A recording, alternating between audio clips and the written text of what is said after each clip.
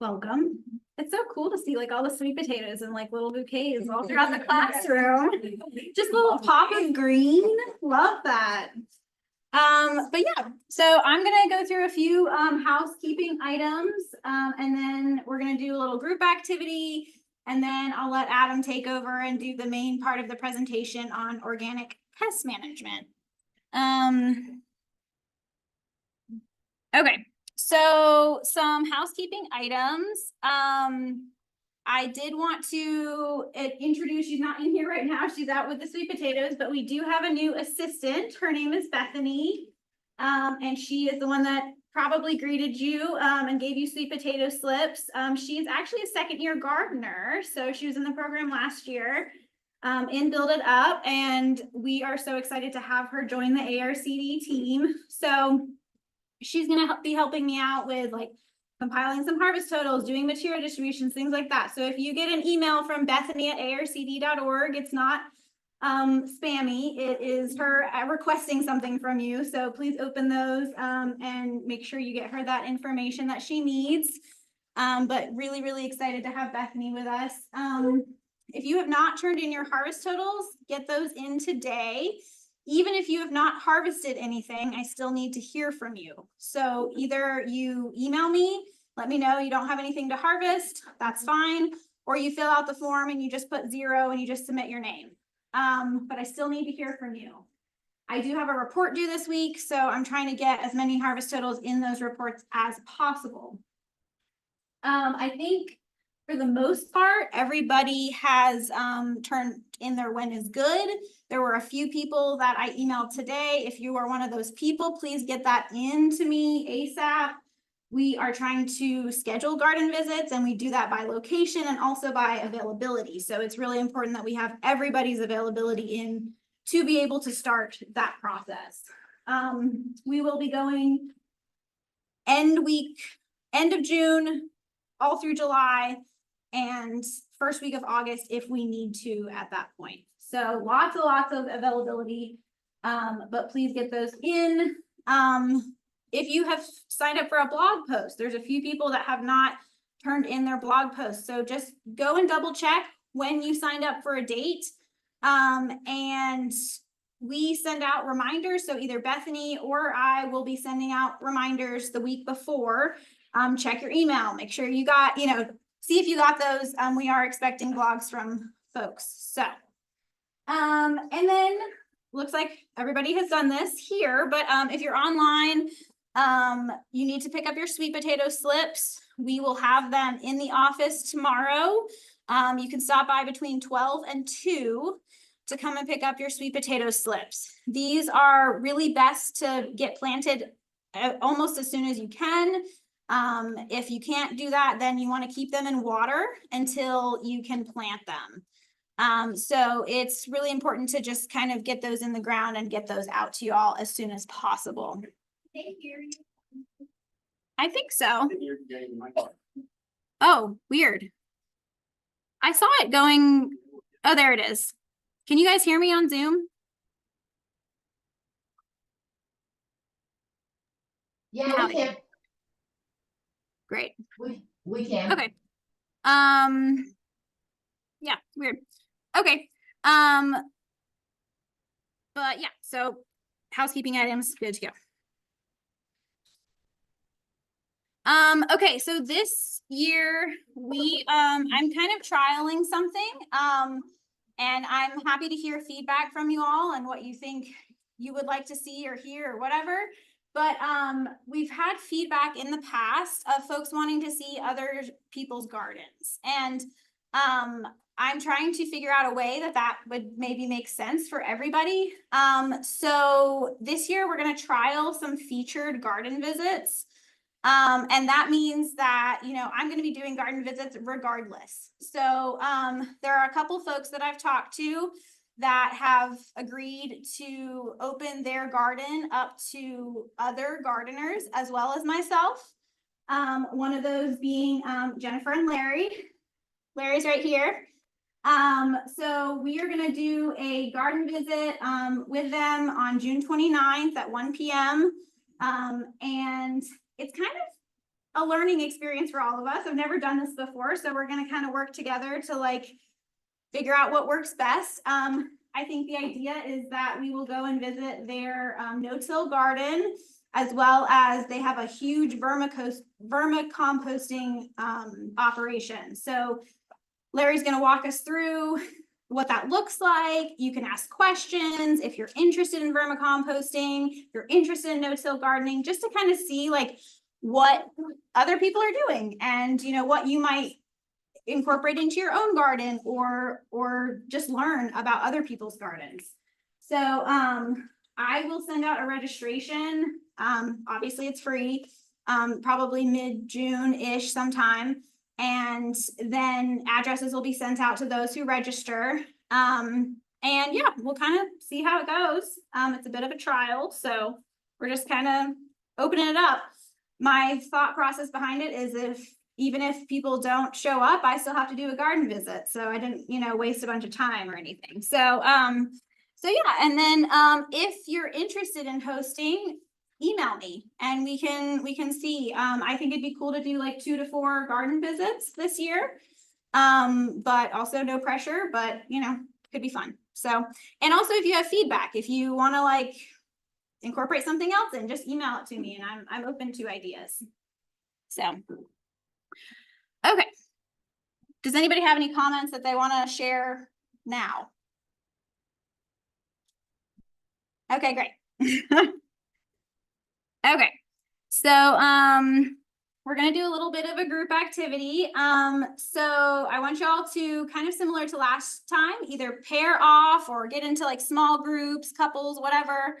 And since our topic today is organic pest control and pest management in the vegetable garden, I want y'all, if you've seen pests in your garden or if you see pest damage, to kind of get together and talk about it. What have you seen? What are some symptoms that you might have some pests in your garden? Have you actually seen pests? Describe them to each other. See if you can like kind of figure out what might be happening. And then if you come across questions that you have, just write them down and we'll give them to Adam and he will answer them hopefully if we have time. And then if you haven't, or if you just get through that, but if you haven't had pest problems in your garden, you can talk about some of your past gardening experiences, what you've learned, what you want to improve in your garden, stuff like that. So it's really an opportunity for you guys to get to know each other and also kind of like talk through some problems you might see in your garden. So I'm going to have, you guys can split up and Ashley, you can split them up on Zoom. So next, well, I guess first off, did you guys come up with questions that you figure out you needed to ask, or did you feel like you were able to kind of answer some questions? I have a question. It's not about a specific pest, but I found that no matter how hard I try not to mix too much stuff, there's always some left over. How long did those last in the sprayers? Like the Serenade and the Spinoza? Yeah. Mhm. That's a good question. Okay, neither does Google because it's all over the map, so. So it depends if it's a living biological or not. I don't remember what Serenade is off the top of my head, the active ingredient. Yeah. But if it's a living biological, then you want to mix only what you need to use as soon as you can. If it's just and using the term broadly, chemical, what you can do is probably have some for later use.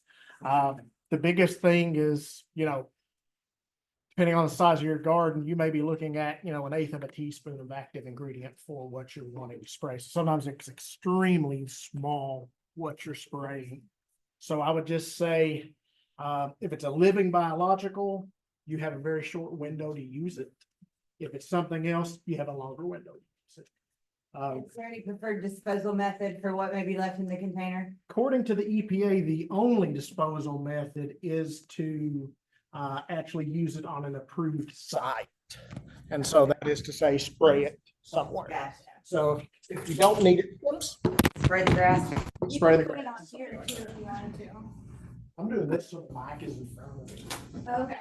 So online folks can hear me. Yeah. Sorry. It's really, really long. It is really long. All right. That was the most intense speech sheet I've ever seen. We got an intense time here. They told the admin assistant, this is what I need, and that's what I got, so they took care of me on that. All right. Where did I put my clicker? I don't So know. I'm handing it over to Adam to present on what's bugging my vegetables. So, good evening, everybody. Adam Watson with Washington County Extension Office. Last month, you all heard Melody. Melody is in Greene County. I'm in Washington County. Essentially, we're counterparts. So, real quick, my background in the organic world. For 4.5 years, I ran an organic certification program for the state of Kentucky. Very familiar with organic stuff. It's not most of what I do nowadays, but I do have quite a bit of history in it. So, I do have comfort with it. But as we get into this, if you have questions, go ahead, feel free to throw your hand up online. I think we've got some people watching. If they want to interrupt me, we can try that and chat, and we can circle around at the end and get them too. So we'll get started. And of course, it's not working. All right. As we go through tonight, if I mention specific brand names, products, companies, whatever, it's not an endorsement by myself or the university. It's just for clarity and understanding as we go through this. So just understand that. So organic gardening. One thing I always like to talk about is organic is not the absence of inputs. And what I mean by that, sometimes people look at organic, they say, oh, I don't use anything in the garden. It's not a great plan, probably. Because that's really not what organic is. There's copious amounts of inputs, whether we're talking about fertility, pest control, etc., that we can use and even still be certified organic. So it's not the absence, but it is the ideal of creating an environment that maybe reduces reliance on outside inputs, but it doesn't mean they're not used. Still, judicious use is not only encouraged, I think it's essential if you want to be successful. So in general, what's allowed with organic certification are, as they term it, non-synthetic or natural ingredients. Not everything natural is allowed. There's some natural things that are disallowed, like nicotine, rotenone, and others, because they have bad effects associated with them. Even given that we are talking about natural things, we're still dealing with pesticide products when we're talking about control agents. So we have to follow all label directions. And we want to make sure that we're using those correctly because they can pose safety hazards, not just to us, to even like beneficial insects like pollinators. So here's just a grab I made of one journal article, acute toxicity and sublethal effects of botanical insecticides. Botanical insecticides being those derived from plants. So just because it's natural doesn't mean we don't have to take caution with it. And so just understand that any sort of product we use, we want to be as cautious as possible. So the big question I always think about is, do I need to do some sort of control? Or do I need to spray? Maybe not.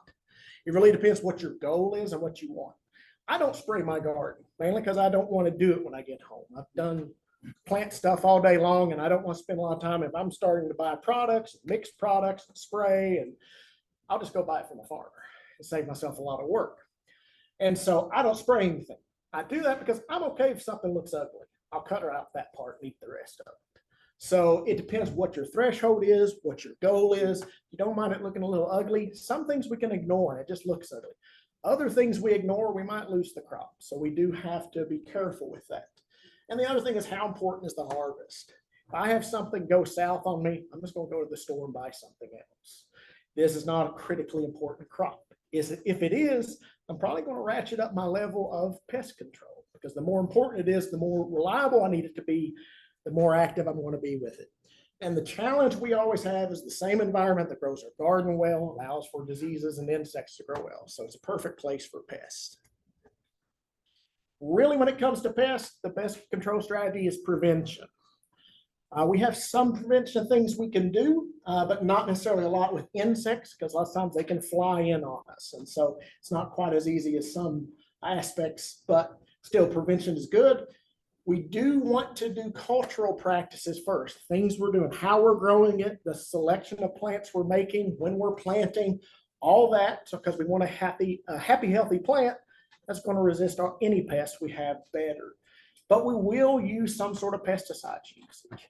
And so we do like to be as preventive as possible. Oftentimes with insects, we are somewhat curative. What I mean by that is we don't necessarily prescriptively apply insecticides until we see a problem arise. And so that helps us reduce our use of insecticides, for instance, help protect pollinators even more, because why spray if the insect that we're trying to target isn't actually there yet? So we are a little bit maybe more curative with insect control. If you've never heard about integrated pest management, it basically just says when we're working with pests, we don't first reach for a chemical control option. Doesn't mean we can't use chemical controls, but it's not the first thing. So we do all those things to try to avoid utilizing a pesticide. And so, one of the big ones I think is adequate fertility and water.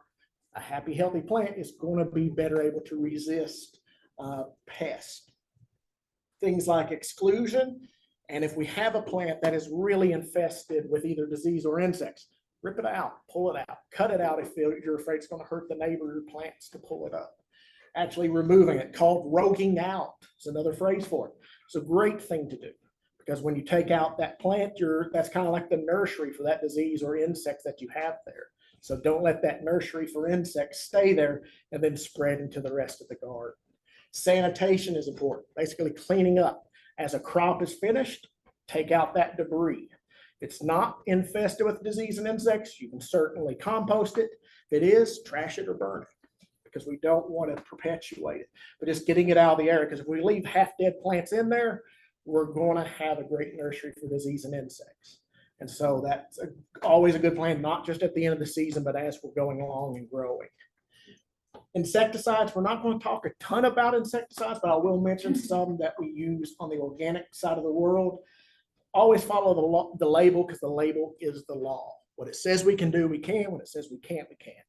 And so we do have to follow that even for organic products. And we want to be careful about our beneficial insects, our pollinators, but also others. And so, these are things we can do, like actually applying insecticides very late in the evening after pollinators have stopped flying. And so we apply it to those plants, and at least will dry before a pollinator interacts with it. When we think about things like cucurbits, all our squashes, cucumbers, those flowers are only open for a day. So if I'm spraying at dusk and the flowers that are open, bees aren't going to visit those tomorrow. They're going to visit the ones that open tomorrow morning. So we can totally avoid direct contact in that way. So doing some things like that, we can help safeguard some of our beneficials. And again, the other thing is just making a decision. Does this need to control? Just because we see one insect doesn't mean we must spray. And I will say that organic options are sometimes limited as well. So the biggest thing to utilizing any sort of pesticide, whether we're talking insecticide or disease products, identify the pest. It doesn't help you to spray a fungicide if the problem is actually an insect, or vice versa. Make sure you're using the correct rate. Follow the label directions. Too much might actually harm the plant. Too little may not kill the pest. So we actually want to follow that label rate, and we want to make sure we're using appropriate products for the site. I think this is less of a problem if we're specifically looking at organic products, but we can have the same chemical that's formulated for use in the lawn versus formulated for use on edible crops, and they're not necessarily the same exact product, even though they have the same exact active ingredient. So we want to make sure we aren't going off label. And we want to use proper protective equipment during mixing or application, especially during mixing. That's when everything is in its most concentrated form. Much of your pesticide exposure is actually through your skin, through dermal, and it's when you're mixing things. So when I was working in college at the University of Kentucky Organic Farm, there was a guy who was spraying weeds utilizing like a clove oil product, I think. He had goggles on and everything. Somehow clove oil got into his eyes. He had to go to the emergency room. Again, a natural product, but not something that you want to be messing around with. So having, protection for your eyes and things like that, depending on the exact product you're using, is never a bad idea. So one thing we also can try to do is rotate the mode of action with pesticides. So not every insecticide kills every insect the same way. We can actually create resistance if we just use one way of killing things over and over, because we naturally are selecting for a population that is immune to that for whatever reason. So trying more than one product, doing more than one thing helps reduce that likelihood of occurring. This goes to the question earlier. You might want to consider buying some of the ready-to-use products. You're paying more per unit because it is in a less concentrated form, but most of those that are sold that way are more shelf stable and they can sit there for a while. If you are mixing, try your best to mix only what you need, and then properly dispose of it. And again, that's generally applying the excess to a proper site location. And I will say this, don't think because it's an organic product, oh, we can pour it in the storm drain or in the creek or whatever. A lot of organic products are still highly deadly to aquatic organisms, just like conventional products. And a lot of it has to do not just with the active ingredient, but also the formulation of surfactants and everything and emulsifiers that are in there. So don't let those cause problems. So why do we have insect problems in the first place? We're creating a smorgasbord for them.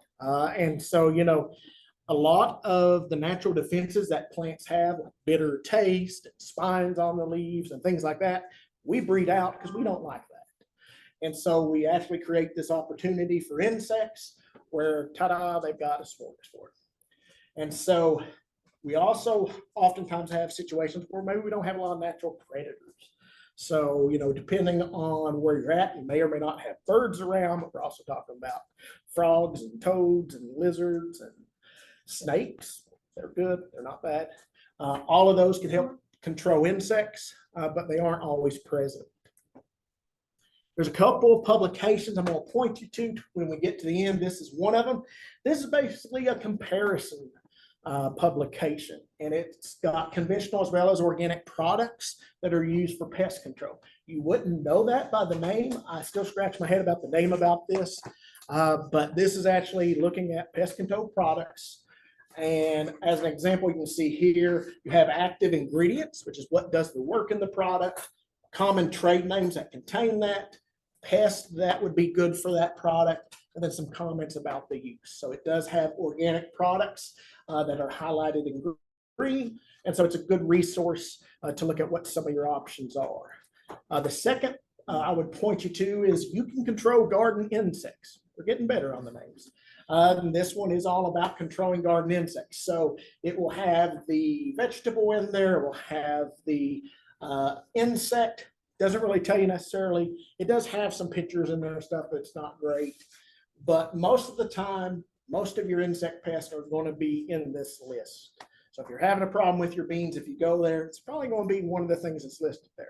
Occasionally it won't be, but again, same sort of idea. Gives you various formulations of insecticides you can use, rates per gallon of spray. It will have the note, hey, make sure this is still accurate because products can change, but it actually does look at formulations for a gallon of spray.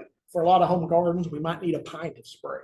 So it doesn't necessarily mean go with a gallon, but it does give you at least that reduction from the label.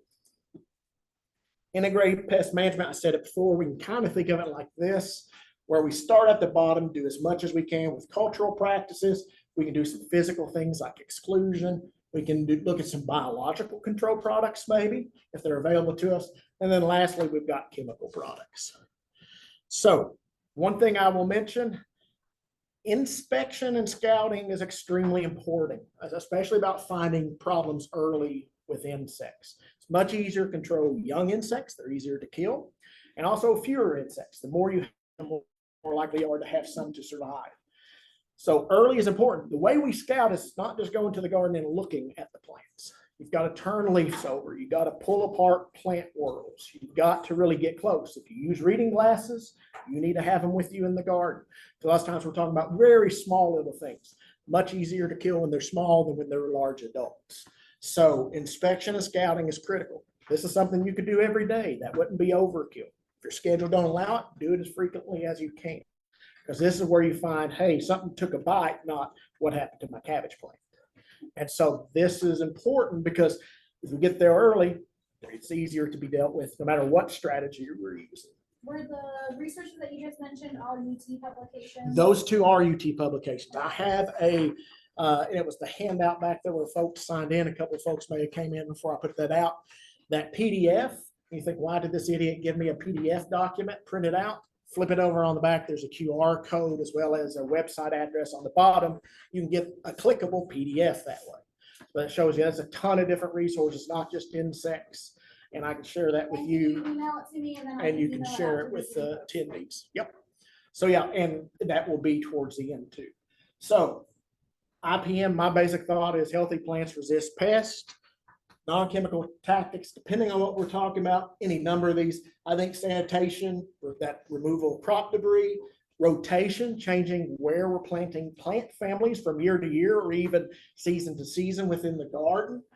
Physical exclusion, floating row covers can make a lot of sense for organic producers. We've got to understand, hey, when we have flowers that need to be pollinated, those have to at least come off for temporary, if not permanently. Finding resistant varieties. When it comes to insects, I don't think we really have resistant varieties. Disease side of things, absolutely. And then having some areas that are trying to encourage those beneficial species I mentioned earlier. So these would be the areas that we're not spraying. We can refer to them kind of as refuges. It can be, flowering plants, because a lot of our insect predators are nectar or pollen feeders. So it's good to have those around. But I will say this, sometimes this gets oversold a little bit from the standpoint that people think, well, if I put marigolds in my garden, I won't have whatever pest. The reality is we have pest species that also have adults that consume nectar or pollen. So how many people had caterpillars on a brassica, cabbage, broccoli, kale? Yeah, okay. If you're not actively spraying, I know you did. Did you see the white butterflies flying through the garden and say, oh, it's a butterfly? That was the problem. That white butterfly, as an adult, it would go and eat nectar from flowers that you planted to keep something else away. It's not an only or, it's a balancing act. So just be aware, this is not the way, this is not the golden ticket that changes everything. It's a good part of supporting that ecosystem that allows us to produce. It's part of that balancing act, but it's not only one-sided.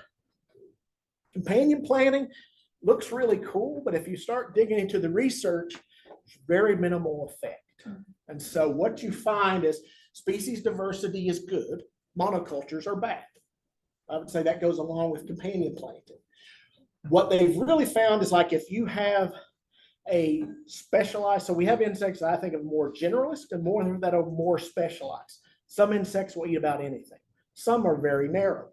If you have some of those very narrow plants and you have a ton of green plants, different species all planted together, that plant will have a harder time finding that one plant it can eat. If it's a more generalist insect, it's happy. Whatever it lands on is going to eat something. And so I think that's some of that limitation. So, it might be where we can sometimes hide some plants from some species of pests, but it's not a universal thing where companion planting is going to always work. We can sometimes increase the efficiency of our garden, getting more out of the same square footage, because we don't just have a row of tomatoes, we have tomatoes with something else planted next to it or in between it. So that's a good idea. Interplanting is great for maximizing what you can produce in a given area. But I don't know that it is truly a pest control strategy at the end of the day. So we're going to start with some crop-specific pests. We'll talk about some general ones, and then we'll talk about good insects, because there are good insects, so not all insects are bad. So Mexican bean beetle, that is not a multicolored Asian ladybug. Sometimes people think it is because they're shaped similarly. They have a similar color. It's more metallic, but if you're completely unfamiliar with insects, that could look like one, but they are this copperish metallic looking little beetle. They're round. The immature nymphs look all spiny and dangerous. They squish really well, but your fingers will be yellow. So just be aware of that. And there are the kind of football-shaped yellowish orange eggs. Those eggs are on the underside of the leaf. If you ever start seeing insect eggs on top of the leaf, you probably have a huge infestation of whatever it is. And I do have some pictures of that. The damage they do is lacing of the leaves. So when you have a huge population, you can really defoliate bean plants. So this is not an uncommon one in our area. It doesn't mean we can't get beans off those plants. Last year in the Lincoln Park vegetable garden in Jonesboro, we had a tremendous population of these, and we don't use any pesticides there because the complexity of having a place that we can't keep people out of for certain periods of time, so we don't spray anything. That means we're at the will of the insects sometimes. So we got a picking off the beans. It was a good harvest, but we should have got more, and we could have if we were controlling it, but we weren't. We can also get lacing sometimes on beans from Japanese beetles, but they're pretty conspicuous in both cases, really. I will say, like Mexican bean beetles and Colorado potato beetles that we'll talk about in a minute, sometimes when you start approaching a plant, they will literally drop off the plant and go to the ground. So sometimes it's like, well, where the heck are they? You may not see the adults. Look for the eggs, look for those larval stages, and they can be easier to find. Sanitation is really important on this one, clean things up. We can plant early and try to miss that peak in their population numbers.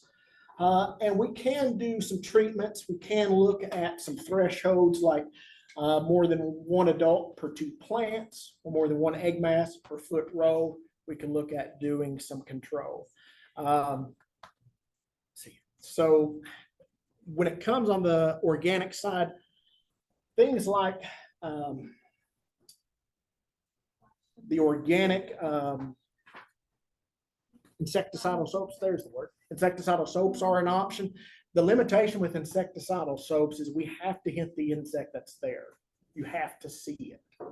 There's no residual activity whatsoever, meaning we spray now and in 30 minutes something walks across it. It doesn't care. It doesn't do anything. So we have to see the adults when we're spraying this to do it. Some of the other products, spinosad, might have some activity on this. Pyganic, which is the pyrethrin, very expensive, but very effective. But not, again, this is one we can sometimes, if we're planting early, we can get a harvest out before we see the worst damage. Yes. So, in reference to the eggs on the other side of the leaf, I've tried a couple of things, but I'm wanting to know the best way to remove them without damage to the leaf. So, cutting off the eggs, you're damaging the leaf. I've flipped it over and smushed it. What do you recommend? You can squish them. You could rip the whole leaf off. Okay. If they hatch, they're going to do way more damage than you ever will by removing that leaf. Okay. So yeah, that, again, a healthy plant, if it loses 10% of its leaves, you're never going to notice a difference. Okay. So I would not be afraid to rip a leaf off if you're seeing eggs on it.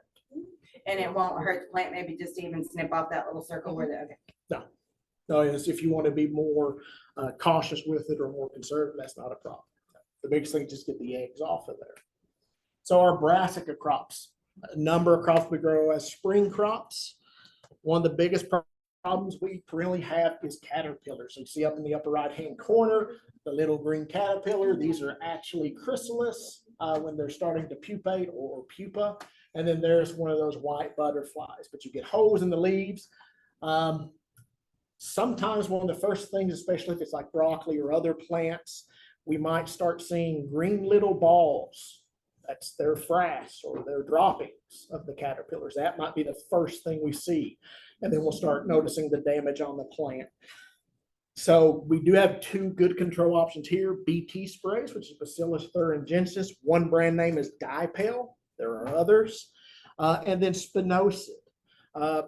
That is an option as well. BT works really well. It's not a bad idea to put the insecticidal soap with it as a sticker to help it spread on the plants better, because all those plants, if you think about the leaves, they're very waxy. Spraying with water, what happens? It falls off. So when we add the insecticidal soap, it does act as a surfactant and allow it to stick a little better to those leaves. The important thing about BT and spinosad, it has to be eaten. So you want it on the underside of leaves. If you're looking for these caterpillars, very often where you find them is on the underside of leaves. Sometimes they'll be down in the whorls, but they're going to try to hide. So it's not just good to cover the top of the leaf. We want to cover the entire leaf. What happens? They'll eat them, and then basically they die. And so these 2 products do work well. So we handed out spinosad insect spray that y'all have. So just a note on that. And I just wanted to emphasize insecticidal soap Mhm. and not like just a regular Yeah. soap from the kitchen. So despite what the internet tells you, Dawn and Joy and everything like that is not a pest control product we should be using. So here's a true story as opposed to the lies I normally tell. When I was in college, the turfgrass guys, they were utilizing, I don't remember which soap it was, but it was that category of soap, just a dish soap, to get certain turf insects to come up out of the thatch in the grass.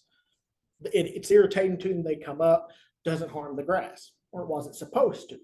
So they're doing this research project. Then all of a sudden they start having their treatment areas just dead as a doornail. They're like, uh-oh. Come to find out, that household soap product was reformulated. They didn't have to tell you that on the label. It's not a pesticide. It's a soap. So that reformulation was such that it now killed the grass, killed their test plots. That is why we don't use things that aren't labeled insecticides or any other pesticide for pesticide purposes. It's because when they're not labeled for it, we don't know if it will work or not. A lot of, even like with insecticidal soaps, if you read the label, they'll say, hey, try it on an inconspicuous part of the plant before applying to the whole plant. Because there can be concerns. Maybe there's a plant that has a negative reaction to it. That does happen. Generally for most vegetable things, I don't think that'd ever be a concern, but insecticidal soap is literally, and it's not the same sort of product. These are, what are insecticidal soaps? These are potassium fatty acid salts, whereas dish soap and stuff like that are sodium based, so totally chemically different, even though they're both soaps. So just be aware of that.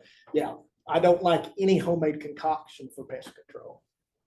I don't think I would much rather spend the money, get something that's formulated appropriately for its use as opposed to hoping something works. Now, if you want to put dish soap into a bucket of water that you're knocking Japanese beetles into, go right ahead.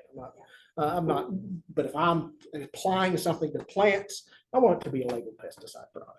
Is there a brand of insecticidal soap? One of the major ones is Safer, but they're probably not the only one.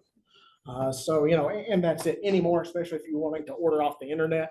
You probably have a wider range to choose from, but Safer is a common one that comes to mind. The company name is literally Safer. Pyrethrum works well on these guys. These are harlequin bugs. They look cute and bright orange. They really love brassicas. So what is not well noticed in the picture up at the top, those eggs are very small. That is a leaf. You can see how large the leaf vein is compared to the eggs. But the eggs look like little black and white banded barrels. And they're really kind of cute. When those nymphs pop out at that stage, they are very, very, very small. Because one time I actually pulled some eggs on a leaf off and I had them in a little container and they hatched in the little container. They were just little tiny things. You would never hardly see them at all. But when they start, they are brightly colored. So sometimes if they start getting bigger, and you will see here, you have different instars, or think of them as different growth stages before they reach that adult stage at the top of that lower bottom picture. So you will have a little bit of difference in look, but that orange color, they love our brassicas. Again, insecticidal soap can work if you're hitting the insect. Pyrethrum or Pyganic is one brand name. Very expensive, not often used in the home garden. Neem oil might have some activity. There's clarified neem oil and then non-clarified neem oil. We'll talk about that in a minute, what I mean by that, but there is sometimes a difference between two different neem oil products. Hornworms are something that are not uncommon to see. These are going to be in our solanaceous plants. So tomatoes primarily, but we can find them on peppers and eggplants, as well as tomatoes, peppers. Yeah, that's it. BT is really good. Spinosad should work as well. One of the very first things you'll find these guys around is upper in the right-hand corner. That is their fecal matter, their waste, their poo, whatever you want to call it. It's those dark little pellets. You'll be going down a row, and especially if you have a lighter colored mulch, you may start noticing all these black dots and think, what in the world is that? And then you look up and half the tomato plant's been eaten. It's this guy. The neat thing about these, they actually will glow under a black light. So no joke, some people will actually go out with a black light flashlight into the garden at night and pick them off. you can do that. Neighbors might think they're crazy, but hey, we don't like them anyway. They do have a pretty moth. We do have tobacco hornworm and tomato hornworm. The tobacco hornworm actually has a red little horn on the end, and the tomato actually has a green, opposite of what you would think. But it is possible for us to have both. But they do have the neat hawk moths. So, but they are bad guys. They can really take a hammer to especially smaller plants. On cucurbits, so this is our melons, cucumbers, pumpkins, gourds, and even watermelons. This is the bad guy. It's very common, very hard to control. I remember one time I was talking with a commercial grower. I said, hey, what are you using on cucumber beetles? And he was organic. He said, you mean besides prayer? This one works. It's expensive. Even commercial guys don't want to pay the cost, but it can work. Kaolin clays, that's surround. It's literally kaolin clay, which if you ever heard of kaopectate, that's what it was originally made from. It's a clay that grabs water, but I'd say it's mixed. I don't know how effective it really is, but it might do something. It basically, you spray the plants and the insect's like, hey, this plant's dirty, I'll go somewhere else, essentially. It has some efficacy, but you've got to reapply frequently because rain washes it off. If you're looking to sell products, it can be a pain because now you've got to really wash the fruit more. So it's a challenging one maybe to use. Spinosad, I'm going to probably lean towards more spinosad is not reliable. At best, it has mixed results, and so it's generally not recommended for control. So you can see on the organic side, we really don't have any great chemical options or spraying options. This one, it works, but it's really expensive. So we can do things like row covers until they start flowering, and then we need to do it. They can cause a lot of damage. So this is actually a newly emerged seedling in the upper left. Those are not the true leaves, those are cotyledon leaves. So those first two big leaves that pop out that are actually stored inside the seed, basically, that's what those are. And you see there are several beetles on it, and you see all the little pockmark looking stuff, that's their feeding damage. So even that small, they will attack seeds.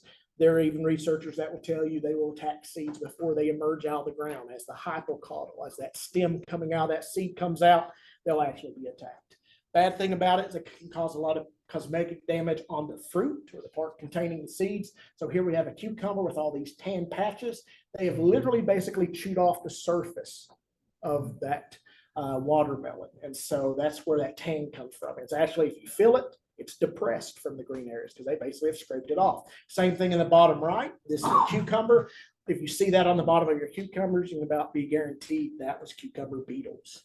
They will chew those little galleries like that and actually eat that top surface. Same thing on pumpkins, and they will attack stems. So here we have a stem, a black plastic bed, but you can see all the damage there. That's also from the cucumber beetles. So they can be very damaging. But unfortunately, organically, we don't have great control. And if it gets worse, it does. We have the bacterial wilt associated with cucurbits. You may have heard about this one last week.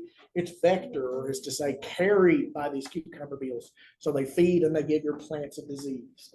This is where we can have plants that start looking wilted and then they just go down and are dead fast. So we don't like cucumber beetles, and unfortunately on the organic side, we have very few tools. 2 questions. Yes. One, is there any kind of lifestyle, like when you talk about planting in reference to maybe missing a lifespan, I meant to say. So what would be the best planting time to avoid those, or is it just all summer long and you're done? So pretty much they can be there all summer long. Okay. So, generally with cucurbits, I don't know that's really that advantageous to the cucurbit plant to use transplants. They're not the easiest, they're not the best about bouncing back from transplant shock. But one reason people will use transplants is because it can get a jump start on the cucurbit pests. Okay. So that may be one way is grow transplants and have them ready to go out middle of May. Certainly we would direct sow in middle of May, but again, that might be one way to help try to get a healthier, bigger plant to resist those attacks. Okay. And the second question, the damage that you were showing to the watermelon, the pumpkin, and the cucumbers, those are edible. They're just ugly. Completely. There's not going to be any eggs inside or anything crazy. Okay. Nothing cool like that. Okay. Just cosmetic damage. Another big one we see are squash bugs. There's some leaf-footed bugs that look very similar. Here we have the younger nymphs, upper left, different color, same folks. These are actually squash bug leaves on top of the leaf. When you see that, you've got a bunch of them. And this picture was one I took, and there were a bunch of them, just a ton of them. So not uncommon to see. We can get huge numbers sometimes when they're left to their own, and they will cause all kinds of damage. They can destroy plants, so not something to take too lightly. But again, this is one if we start doing some control measures early with them. I'd probably say pyganic, spinosad. If you're seeing them, you can always use insecticidal soap. Maybe the kaolin clay surround products possibly. But yeah, they can be a challenge when we have huge levels. This is one where if you can have more than one garden spot where you're not planting squash in the same place year after year, that can be a positive thing as rotation. Adam, Yes. If you're seeing that damaged crop, am I just taking it, burying it? Am I burning it? I mean, I probably like to see you bury it or even put it in the trash, because if there are eggs there, I don't necessarily want them around to hatch. And I don't know how deep you'd have to bury it before somebody would crawl out. So, I mean, that to me, it's like, if I know I've got insect pests in there, I could have those eggs. I don't know how quick it's going to break down in the ground, so I don't want them overwintering either. So, to me, I like getting rid of it if I know I have a problem. Because sure, we want to add organic matter back to the soil, but I don't want to let something take a ride on it too. Yep, definitely don't just take it for granted, throw it in the compost. I would, no, not if I know I have disease or insect problems, either one. Good question. So here are some generalist insects. So aphids, they love to, one of my coworkers says, oh, so they're like vampires on plants. Yeah, they suck the juices out of plants. So if you've parked under a tree and the tree was dripping sap, probably wasn't the tree dripping sap. It was either aphids and their fecal material dropping, which is a sugary liquid called honeydew. Honeydew causes a black mold called sooty mold because it looks like soot. And so this is why why ants will sometimes look like they're caretaking aphids, is because the ants like the sugary poop. Because I know it sounds terrible, and it is, but that's literally what's going on. These things actually are taking in that plant sap. That plant sap has those carbohydrates that were produced during photosynthesis. They can't use it all, so it goes out the back end, and that's sugar rich. And so we can sometimes see scale insects or sucking insect. That's not common in vegetables, but more in the landscape and fruit trees. We can sometimes see things like sooty mold that's associated with scale, so it could be a scale insect. But basically, there are many different species of aphids. They're different colors, but they all do the same thing. They suck out the juices.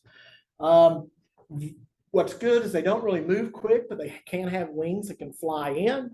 There's a ton of things they feed on. So, this is one that we're liable to see it in our garden at some point. Very small infestations are easily squished when they're small. They do not reproduce as rapidly as some things because they actually give live birth. So the numbers grow not quite as quick as some egg-laying things. So if we can find small quantities, we can squish them and be done with it. Insecticidal soap, because generally they are pretty stationary, works pretty well. You can turn that leaf over. They don't really move much. You can really squirt them well. There's a lot of beneficial predators. So when people think about ladybugs are actually kind of really death and destroyers. Although everybody thinks they're cute and cuddly, this is what they eat. So they're both the adults and the larvae. They love aphids. Lacewings, another beneficial, they love them. So they're food for everybody, but they can really bring down the health of the plant when you have large populations. If you're seeing a ton of ladybugs in your garden, you have a ton of aphids somewhere. They're not going to show up if there's no food. So just be aware of that. But yeah, even blasting those infestations with water can work, but squishing them as well. We had some on some broccoli plants in a school garden a couple of falls ago. It was real easy. They were just on like the bottom two leaves. I just plucked those two leaves off and that was it. That ended the whole thing. So if you catch it early, they're easily dealt with. Colorado potato beetle. It's on potatoes. Yes.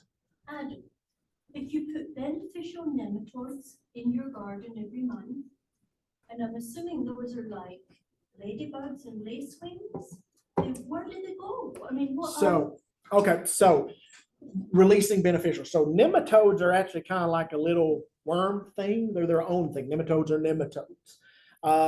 I'm always real cautious about nematodes is how do I know if they're alive? So I need a company I'm dealing with that is reputable.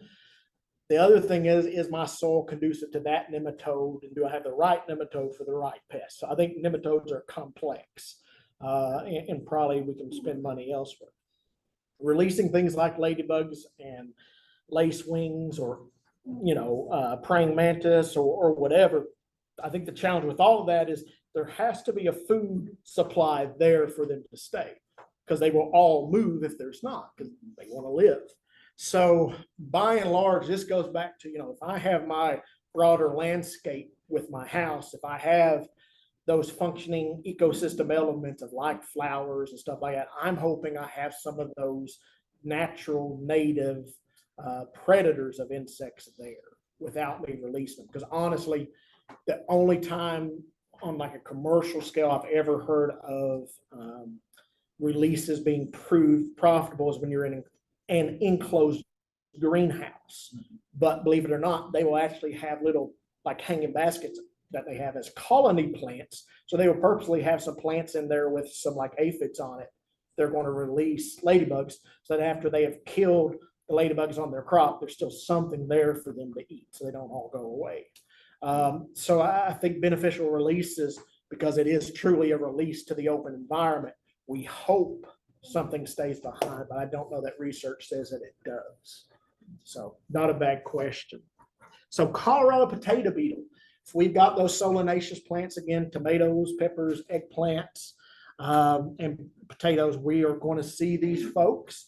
They can get large numbers. They can cause a lot of leaf damage. So you see the striped up there. We have those orangish leaves on the orangish eggs, on the underside of the leaves.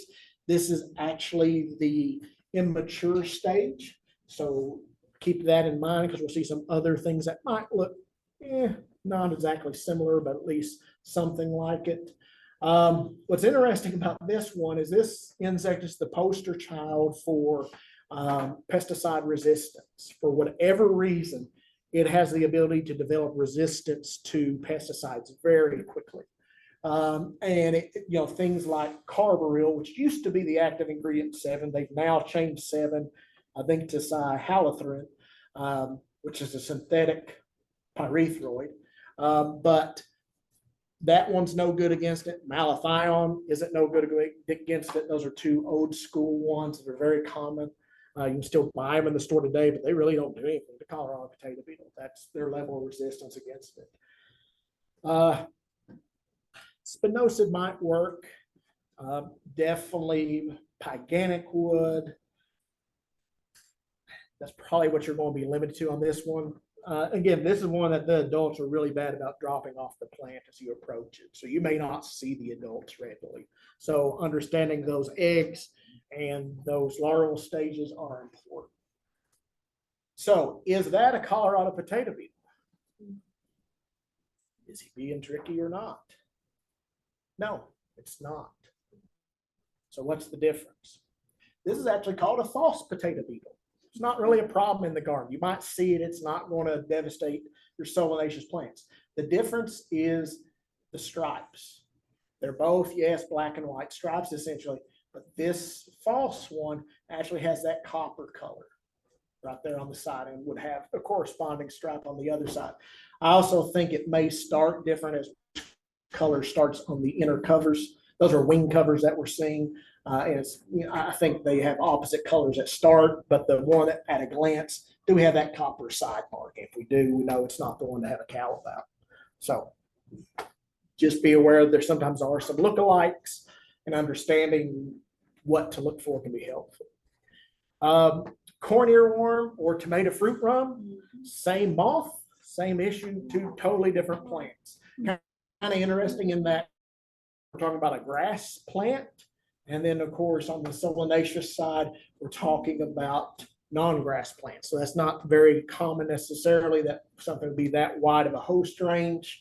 It directly eats, causes those unsightly ears, but they'll also directly attack fruit on the solanaceous side.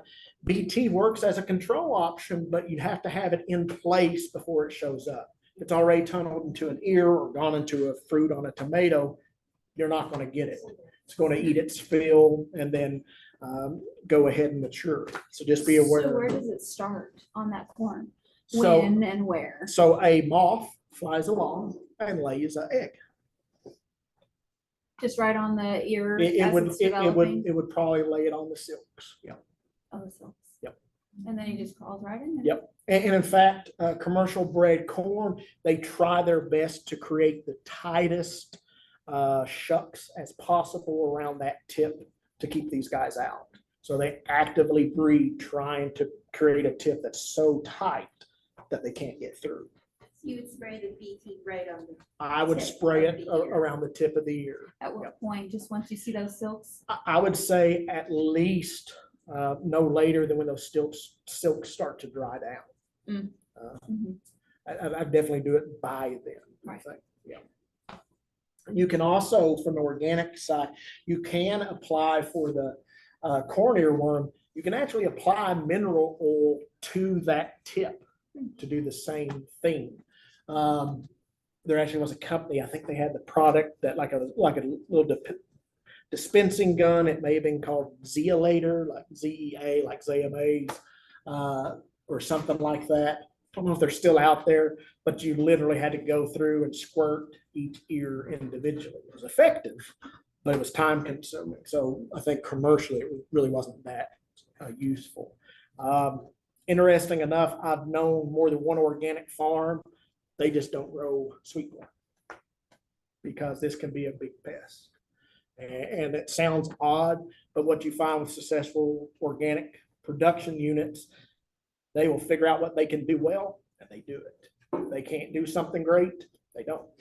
So, I mean, you can chase your tail and beat your head against the wall, but if you've got disease or pest problems, sometimes it's what else can I do? What else can I spend my time on to be more productive? Flea beetles. How many people have seen flea beetles on eggplants? Yes. Yeah. So what- And my cabbage. you can actually have them on a lot of different things. So yeah, eggplants, they love even others. So eggplants are in the solanaceous family, same as tomatoes, peppers, potatoes, but they will even eat solanaceous weeds. So like the little ground cherries, I've been in commercial fields before where there'll be like a weed on the side of the field that just absolutely devastated, a ton of little bitty holes in the leaves. And it's just, they love solanaceous plants. So floating row covers, I think, are a really good option. These are good for, insecticidal soaps. You got to see them. They jump really far. That's why they have the flea part of the name. And they're little and dark. There are some that are striped if you get to look at them closely. But basically, they'll even hit beets. So it's not just, and so some of this is like if you're trying to sell something at a farmer's market and you have a lovely beet leaves with holes all in them, a lot of people are going to be turned off by that. You may not care at home on beet leaves, but so some of that goes back to that threshold conversation. Spinosad might work, maybe. That might be a viable option. Gigantic would work, but again, it's way expensive. So floating row covers work well. One thing that I have seen with this is if you will, and I've had them eat on brassicas too. So we were doing several years ago, I was working with a nonprofit. We had a trial plot of broccoli out, spring broccoli, and they were hitting it pretty hard, but we did a good job with fertility. And sometimes in the organic world, people, I don't think, fertilize enough. I've worked with organic producers before, sat down and figured out. And in one instance, there was a guy who he grew summer squash. He went from picking 6 weeks on his crop to 8 weeks. It was all just by increasing his fertility. And so sometimes one of the challenges is organic products do not have a ton of availability at low soil temperatures. So things like compost and other things have to basically be consumed by the soil biological community, and then they have to die, and then it becomes available to the plant. Well, at lower temperatures, that happens more slowly. So in the spring, as those soil temperatures are getting warmer, early on, it can be a slow process. So I have seen plants outgrow flea beetle damage, but they had plenty of nutrition there. So it caused damage. We were doing insecticidal soap, but I really think the plant was just growing well enough, it just outgrew it. So I do think early nutrition is important for this one. Insecticidal soap can work well. And so that's probably would be the route I would go. Make sure I've got nutrition dialed in on the fertility side, but insecticidal soap to supplement, or use those floating row covers because they can be highly effective. The thing I do want to say is they're not all bad insects. So we do have good insects out there, and sometimes it's important to know which are which. So here we have a hornworm. Don't smash this one. This one is actually parasitized. Each one of those is a little cocoon that contains a wasp that will go in and parasitize more caterpillars. So we don't want to squash any caterpillar that has this on it, because this will actually kill it. It's going to die on its own. So whatever it's going to eat, you're actually raising wasps that will go kill more caterpillars. So whatever it eats, let it have it. And it's not going to live very long with that many parasites. And so essentially the wasp will lay an egg inside the caterpillar. They eat on the caterpillar, and then they form these cocoons to pupate in. So there's a lot of different wasps out there that do that. We do have a stink bug that's actually a good guy. This one is the two-spotted stink bug. On the adults, they have two spots. There can be two color phases, a tan or the more reddish orange one, but basically their markings are identical, just with a different color. Here's the immature. Again, looks different than the adult, but still similar, but we've got red, orange, or tan circle on that abdomen, and then black on the edge. And a big thing that makes these different, if you actually look at their beak, what they actually would poke into insects rather than poking into our plants, it's going to be twice as large or twice as thick as their antennae are. On a plant feeding stink bug, you're going to see that that beak is not larger than their antennae. And so that can be one way to help identify. Mantids.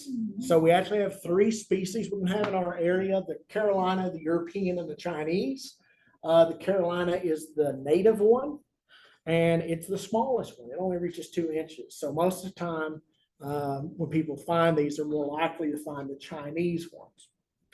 Now, you know, would these be considered an invasive pest? You can maybe make that argument, but certainly they're out there. These are the 3 different egg cases that form. And so in the spring, we have young mantids coming out from these. So here we have the Chinese. This is the largest one, the one that catches a lot of attention for folks because it is so large. The Carolina is the smallest. It's more flatter, not quite as dramatic. And then the European is sort of in between the 2. So these kind of look like the great stuff foam almost. It almost looks like it's composed of a material like that, but they're pretty neat. I will say this: be careful, don't bring these inside if you find one, because you bring it inside, it says, hey, it's spring, and they start hatching on you. What's interesting about this, and this goes back to, you know, releasing beneficials, these will eat each other as quick as they can. So if these start hatching, they need to disperse quickly because they will actually prey on each other. Yeah, We had that happen. I had a pet praying mantis and she laid eggs, and the eggs have been hatching, so I let the praying mantises out, and then her students found a nest, and she put it in a container, and then she found it, and there was a ton of praying mantises. Yep. A lot of dead ones too, because Yep. I didn't see them in time. Well, and that's it. So, you know, if you find this out in the garden or when you're out and about and you want it, stick it somewhere outside where it's subject to the natural environment. Don't bring it indoors because it will think, hey, it's spring. So yeah, so we have confirmation that that can happen. Although you can bring them in temporary for pictures or to show someone, but just stick them outside. Lacewings. This is a one that to me has a very interesting way of laying eggs. It actually lays eggs in that top or upright corner on a very thin hair-like stalk. And so I've seen these out and about before. You can actually see these on a leaf like that. So it's pretty cool. This is actually the larval stage, the immature. You know, they got these big jaws, and what they love to do is eat aphids. So, and they're called lace wings. Why? Because they have these big, lacy, clear wings. Entomologists are not always the most imaginative when it comes to names, but that's a good thing. It's green, if it has green in the name, it's probably going to be green. If it has lace wing, it has a lace wing. So that's actually sometimes helpful. Ground beetles, there could be any number of different ground beetles. What they do is eat other stuff. And so these are great taking on slugs and things like that. So sometimes people think, well, I don't want to use mulch in my garden because, you know, that attracts slugs. Well, that also is going to attract these guys that eat slugs. So to me, again, a balancing act. Lady beetles. A lot of folks know these. We have the ones that get into our houses in the upper left-hand corner, the non-native multicolored lady beetles. We've got the black and red, kind of the classic depiction, the 7-spotted lady beetle, and there are others. There's like a twice-stabbed lady beetle that's black with 2 red spots. But in the upper right, it's not the greatest picture to show this, is a lady beetle that's not round. It's actually oval in shape, so it's much more elongated. It's pink with black spots. We can find that in our area. Still a lady beetle, still eats those things like aphids, so we're happy to have it around, but a little bit different look to it. What's important to understand about these are the non-adult stages. Most people can recognize the adults, but here on the bottom left, we have the 7-spotted as well as the multicolored Asian lady beetle larva. So to me, they look similar to the lacewing, and they are similar in that they eat aphids. And again, if we're seeing these on a plant, I can guarantee you there's aphids on their plant, or at least there were aphids on the plant, maybe they ate them all. What we have on the right-hand side, top and bottom, are actually the pupal cases. So if we find these on a leaf, that's a good thing. That means that one of the guys in the bottom left are now maturing to an adult. That's a good thing. When they hatch out and they're young, we actually see just little bitty tiny guys, like in the upper left. So pretty indistinct unless you've got like a magnifying glass with you, but interesting nevertheless. Pollinators, very important. We don't get seeds without pollinators, because then the reason fruit grow, which is the thing around seeds, so even tomato or pepper we can call fruit, is because they were pollinated. So of course we do have honeybees, which actually are non-native, which is always interesting when people find that out. We have any number of native pollinators that can be different forms and shapes and sizes. So basically, like we were talking about earlier about when using insecticides, find ways to safeguard those pollinators if you can. Provide areas, if you are going to use insect controlling products, try to have some areas that are unsprayed to make as little impact as we can. Spiders are great to have in our garden. They're not insects, they're arachnids. But the interesting thing about spiders is they don't target pests. So what do I mean by that? So like those wasps that were parasitizing the caterpillar, they go after caterpillars. That's what they do. The spider, it's going to get whoever comes by. So it could have a honeybee in its grasp in that picture. And so that's not a bad thing, it's just the reality. We would say the same thing about like praying mantis. They don't select for only bad guys. They eat whatever insect they can grab. So just understand that not every beneficial is always going to eat bad guys. Sometimes they eat the good guys too. So real quickly, we'll run through some of these. It's probably a little redundant, but insecticidal soap, not a household soap. Contact is essential. You have to hit what you're trying to kill. Horticultural oils. These are thin oils that literally smother stuff. Work great. We have some that we use in the dormant season on fruit that are called dormant oils that are thicker. Horticultural oils are thinner, but we still have to be careful about how warm it is, how hot it is. Because of that, we don't really see them used a lot in gardens, but we could. Neem oil, I have mentioned, has 2 sort of product categories. Clarified is just a plant-derived horticultural oil rather than being a mineral oil. All it is, it's a suffocating product. The complete neem oils actually contain the insect growth regulator as a reductant that is natural to the neem plant. That's what does the activity. What as a reductant does is actually messes up the ability for insects to do their metamorphosis. They're molting, they're changing, so it kills them that way. We do have extracts from neem products that are a concentration of that active ingredient, but it's got to be eaten. Iron phosphate is one that we can use for slugs. Diatomaceous earth, we want to use food grade diatomaceous earth. They do make products that are like pool filtration, water filtration, that are not necessarily food grade. For putting it on food, we probably want it to be food grade. The kaolin clays surround. I'm not aware of another brand, but there could be.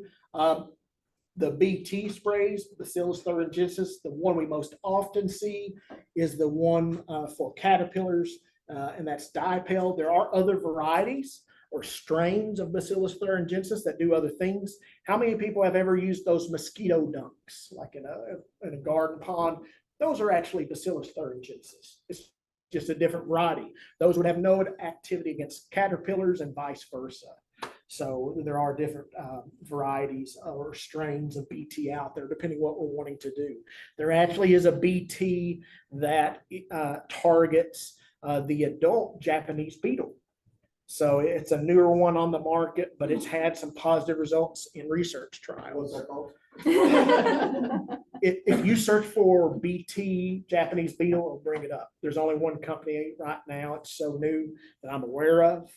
Is it revitalized by Bonide? It's Bacillus aeruginosus or something. I don't know if that's it It or works not. real good. It's brand new. That may be it. So yeah, but if you look for BT, I think it'll bring it up. But yeah, that's a newer thing on the market that maybe offers an organic option on Japanese beetles. Really, there's probably not a great one. 1 teaspoon per gallon. Yeah. I think that's a hearty endorsement. Spinosad, interesting thing about spinosad is it is not a living material. It's a toxic material that we get from bacteria. One caution with it, it is toxic to bees when wet. So again, spraying it late in the evening, it dries overnight. By the time bees show up, it's not a big deal. The pyrethrin, the pyganic, it's an extract from actually a chrysanthemum. It's toxic to bees.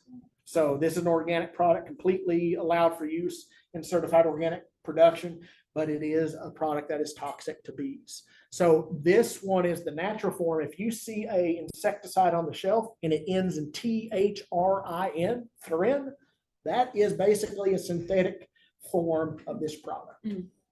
So you have cyhalothrin, bifenthrin, zeta-permethrin, and a whole bunch of others, and they just get basically different, slightly different chemicals, but it's essentially acts in the same way. Yes. So that was kind of my question. You've mentioned pyrethrum, Yeah. pyrethrin, pyganic, and Yeah. pyrenic. So pyganic is a brand name. Okay,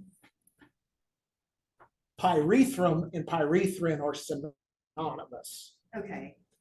Yeah. And then pyrenic. That was just me talking funny. Oh, okay. Hey, it's after my normal work hours. I noticed that the squash vine blur is mysteriously missing from your Yep. presentation.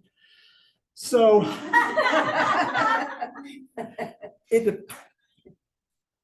it can be common, but it's not always super common either. It's So- always common for me. I haven't met with him much. Oh, really? Okay. So what I would do with it, I would look at either probably BT, but you need to spray the stems well. So, this is one where it is a moth. The other thing you can do is if you will bury nodes, being where along the vine you have leaves coming off, actually bury that in soil. Because what will happen is you'll get roots forming there. If you've ever tried to pull up pumpkin vines or something like that when they grow outside the garden, you know how they start pegging down roots.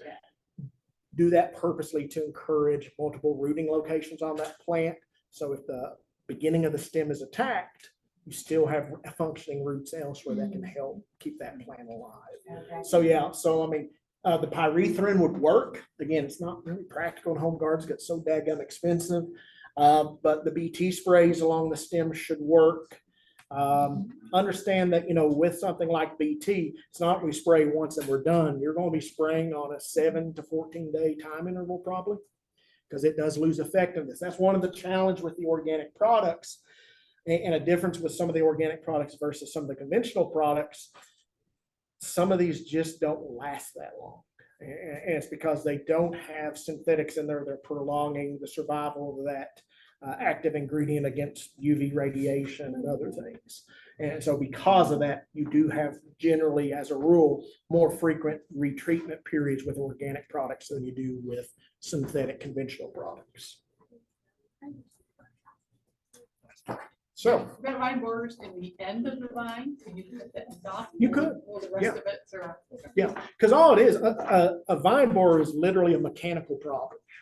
Think of your plant as a bunch of pipes, and the vine borer is in there eating up the pipes.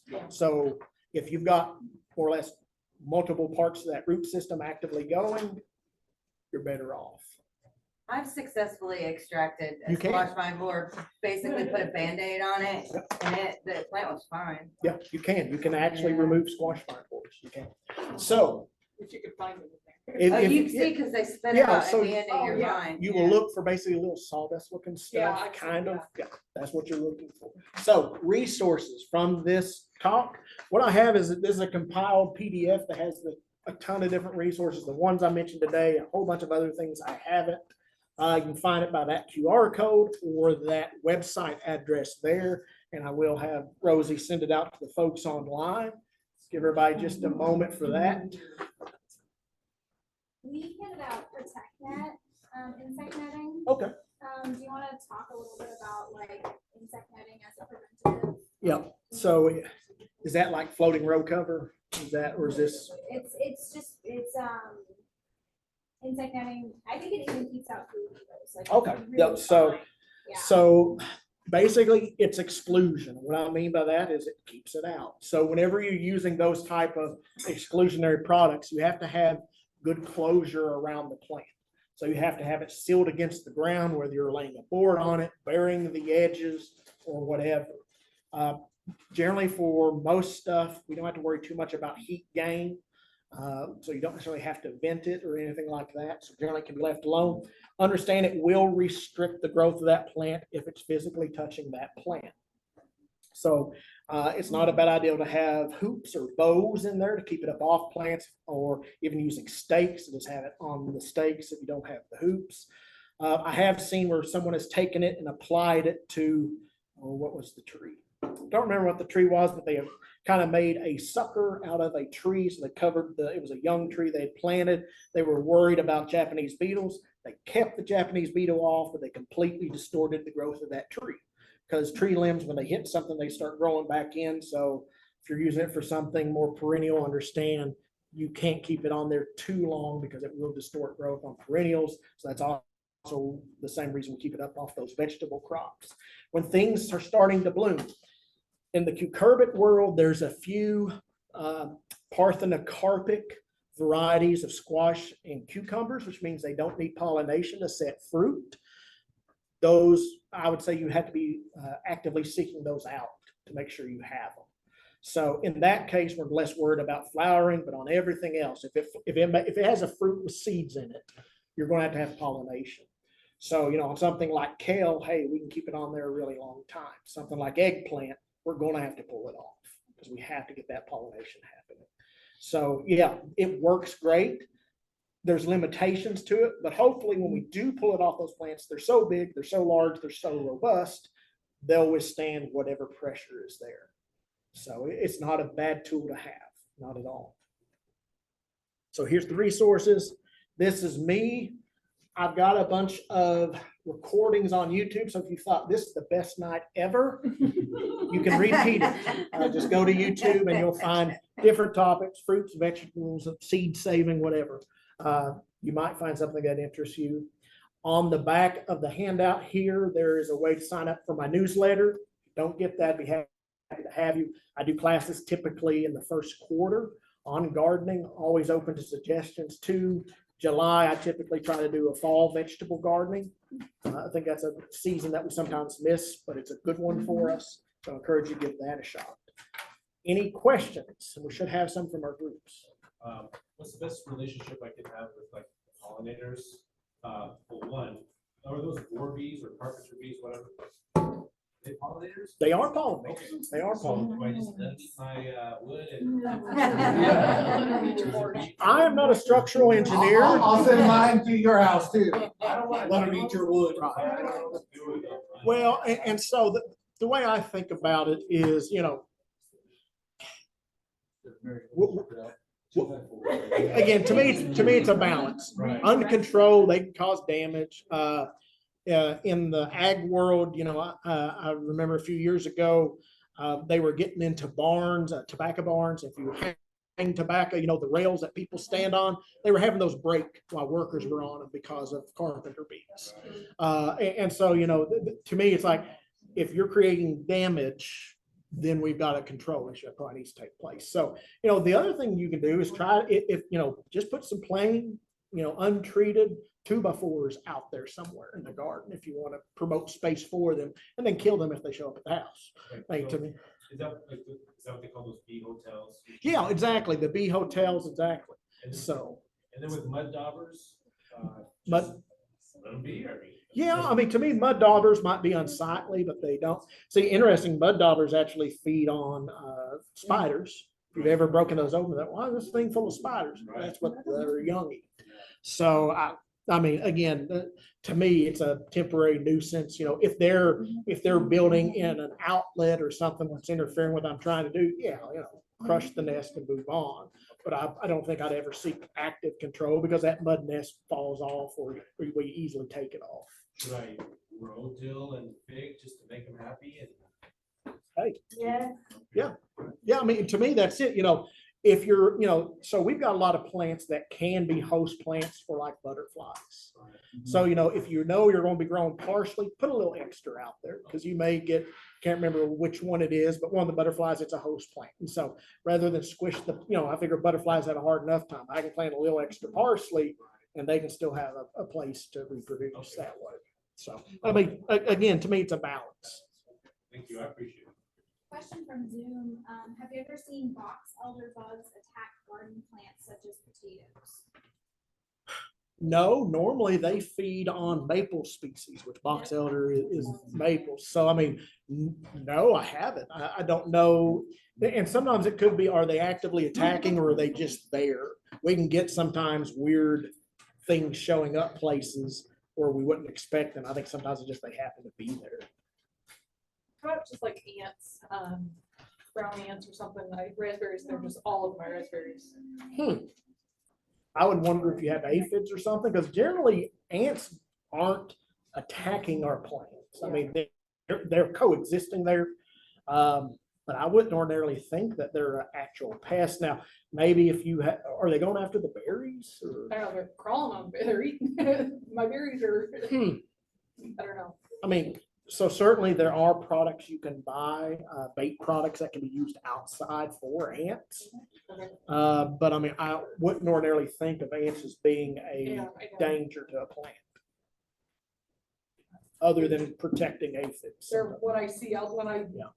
going out there during the day, during the night. Sometimes that's what I see on them the most is ants. Huh, that's interesting. I don't have a super great answer. Okay. Any other questions? Is Castile soap an insecticide soap or not? No, it's if I remember right, Castile soap is from vegetable oils, but no, and I know there's a lot of recipes out there like using Doc Bronner's or Castile or some of those.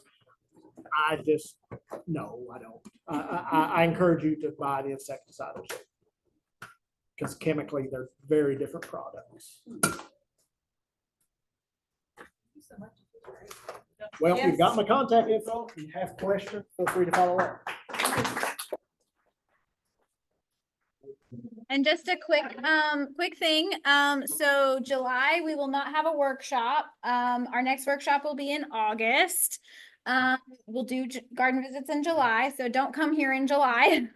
The other thing, for folks online, come pick up your sweet potato slips, from 12 to 2 if you did not today. And then also my coworker Ashley wanted to remind y'all that we will be doing the pop-up market that she talked about at the beginning, of the workshops, with her programming. That next pop-up market is gonna be June 23rd.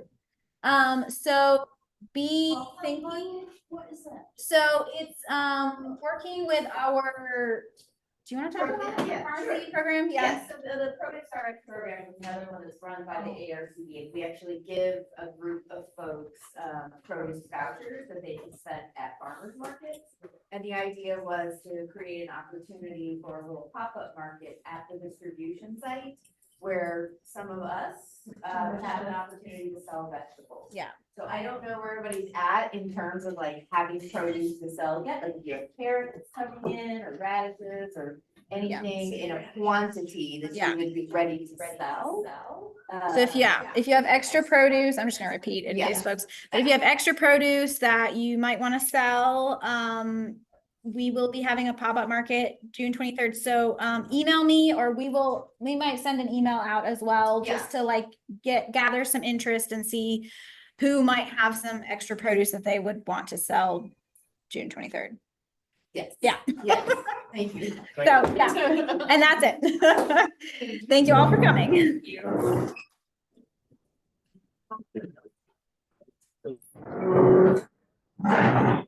you so much.